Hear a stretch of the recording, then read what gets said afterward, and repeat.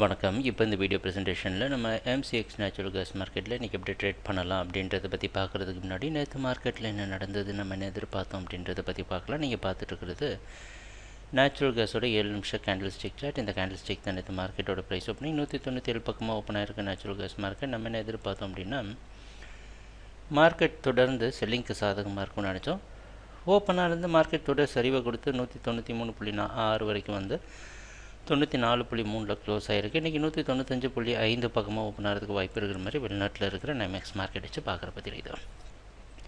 தொடர்ந்து இந்த கான்ட்ராக்டை பொறுத்த வரைக்கும் நம்ம நல்லா தான் ப்ராஃபிட் பண்ணிகிட்ருக்குறோம். ஏன்னா 202 டார்கெட் பண்ணி செல் பண்ண ஆரம்பித்து ஓரளவு கீழே வந்திருக்கு.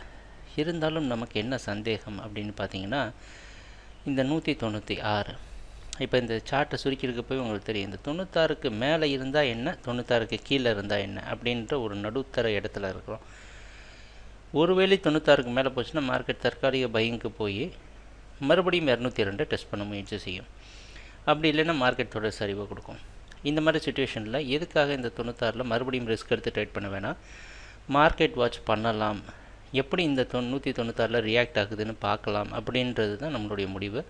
இதில் ஒரே ஒரு ரிஸ்க் என்ன இருக்குது அப்படின்னா தொடர் சரிவை கொடுக்குற மார்க்கெட் ஓரளவு இன்றைக்கி மார்க்கெட் அதிகமாக கீழே விழுந்துருச்சு அப்படின்னா ஒரு பெரிய வாய்ப்பை நம்ம விட்டுடுவோம்.